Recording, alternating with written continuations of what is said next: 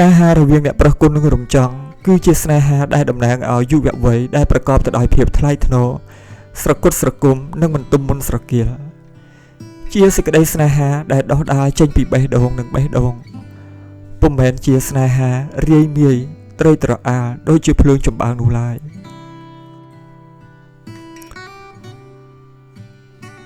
អ្នកប្រុសគុណស្រឡាញ់រំចង់ដោយចង់បាននាងជាគូជីវិតពុំមែនជាការលើលេងសើចនោះទេព្រោះរំចង់ជាមនុស្សស្រីដែលមានគ្រប់លក្ខណៈសម្បត្តិរូបសម្បត្តិចរិយាសម្បត្តិនិងវិជ្ជាសម្បត្តិជាពិសេសគឺអត្តចរិតស្លូតបូតសភាពរាបសារប៉ុន្តែមើងម៉ាត់និងនរម៉ត់ចត់មានមនសិការនៅក្នុងការបំពេញកិច្ចការងាររបស់នាងពុំមែនធ្វើដើម្បីប្រាក់ឈ្នួលតែដើម្បីរងដំបានទាំងមូលទទួលបាននូវភាពរីកចម្រើនមានទេពកោសល្យជំនាញច្បាស់លាស់ជាពិសេសមានភាពជាអ្នកដឹកនាំនៅក្នុងការបំពេញកិច្ចការងារចំណែកឯគុណគឺជាបុរសល្អបរិសុទ្ធទាំងផ្លូវកាយវាចានិងចិត្តគុណពុំយកភាពមានបានរបស់គ្រួសារខ្លួនធ្វើជាដើមទុនដើម្បីតាក់ទងជាមួយនារីណាម្នាក់បំណងយកនាងធ្វើជាស្រីលេងសើចកំដរអារម្មណ៍នាំឲ្យមានបញ្ហានោះឡើយភាពជាបុរសដែលប្រកបទៅដោយលក្ខណៈសម្បត្តិដ៏ល្អកម្ររកបានរបស់គុណបែបនេះហើយធ្វើឲ្យរំចង់ពុំអាចបដិសេធនៅក្តីស្រឡាញ់របស់គុណចំពោះនាងបាននោះឡើយប៉ុន្តែនៅក្នុងដំណើររឿងពុំបានបង្ហាញឲ្យឃើញពីការចាប់ផ្ដើមស្គាល់គ្នាដំបូងរវាងតួអង្គឯកទាំងពីររបស់យើងនេះឡើយហើយក៏ពុំបានបង្ហាញឲ្យឃើញអំពីភាពស្និទ្ធស្នាលឬក៏ភាពផ្អែមល្ហែមរវាងតួអង្គទាំងពីរនេះដែរ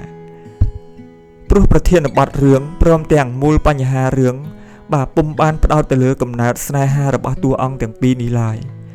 គឺបញ្ហារឿងផ្ដោតទៅលើការចូលខ្លួនមកសងសឹករបស់តួអង្គមេលាជាមួយគ្រួសាររបស់លោកដង្ខៅផាន់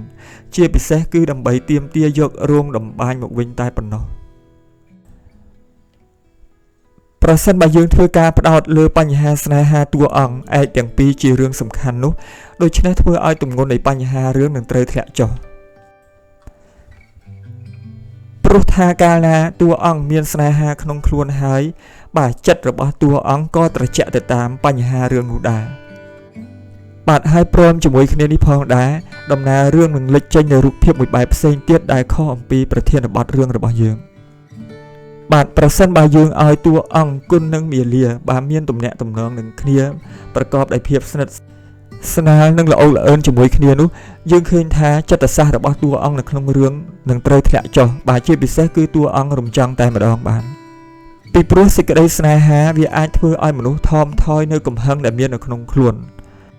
បាទហើយឥទ្ធិពលនៃសេចក្តីស្នេហានេះទៀតសោតនឹងធ្វើឲ្យរំចង់មិនហ៊ានធ្វើអ្វីដែលប៉ះពាល់ទៅដល់ក្រុមគ្រួសាររបស់លោកដង្ខៅផាន់នោះឡើយពីព្រោះខ្លាចអ្នកប្រុសគុណមិនអាចទទួលយកនាងបានបាទហើយបើសិនជាដូច្នេះមែននោះយើងឃើញថាបញ្ហារបស់រឿងនឹងមិនក្តៅគគុកនិងមិនពុះកញ្ជ្រោលខ្លាំងនោះឡើយបាទចំណែកឯអ្នកទស្សនាក៏ពុំសូវមានចិត្តពុះកញ្ជ្រោលទៅតាមបញ្ហារបស់រឿងនោះដែរ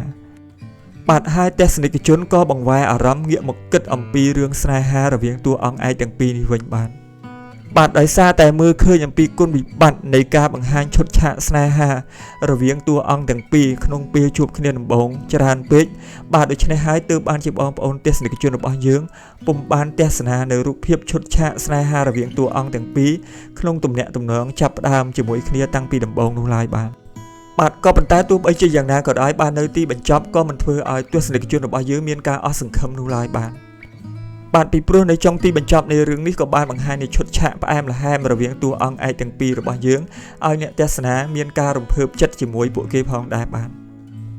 ទហើយការបញ្ចប់រឿងដោយឲ្យតួអង្គឯកទាំងពីរបានមានទំនាក់ទំនងស្និទ្ធស្នាលប្រកបដោយភាពផ្អែមល្ហែមជាមួយគ្នានោះគឺជាវិធីសាស្ត្រដ៏ល្អបានធ្វើឲ្យទស្សនិកជនរបស់យើងមានការរំភើបជាមួយនឹងតួអង្គពីព្រោះពួកគាត់ពុំធ្លាប់បានឃើញរូបភាពបែបនេះតាំងពីមុនមកឡើយបាទប្រសិនបើរូបភាពនេះធ្លាប់បានបង្ហាញតាំងពីឈុតឆាកដំបូងដែលតួអង្គទាំងពីរបានជួបគ្នានោះបាទឃើញថាវាជាភាពដដែលទស្សនិកជនរបស់យើងប្រកាសជាគ្មានអ្វីដែលត្រូវរំភើបនោះឡើយពីព្រោះពួកគាត់ធ្លាប់បានឃើញរួចមកហើយបាទហើយអ្វីដែលសំខាន់បំផុតនោះបាទរំចង់នឹងអ្នកប្រុសគុណបានឈានមកដល់ចំណុចនេះគឺនៅពេលដែលបញ្ហាទាំងឡាយដែលមាននៅក្នុងជីវិតរបស់រំចង់នឹងអ្នកប្រុសគុណត្រូវបានដោះស្រាយយ៉ាងជ្រះស្រឡះ បាទហើយការបង្កើតឲ្យមានឈុតឆាកបែបនេះនៅទីបញ្ចប់នៃរឿងបាទវាគឺជាពេលវេលាមួយដែលសមស្របសម្រាប់ផ្លូវចិត្តរបស់តួអង្គទាំងពីរផង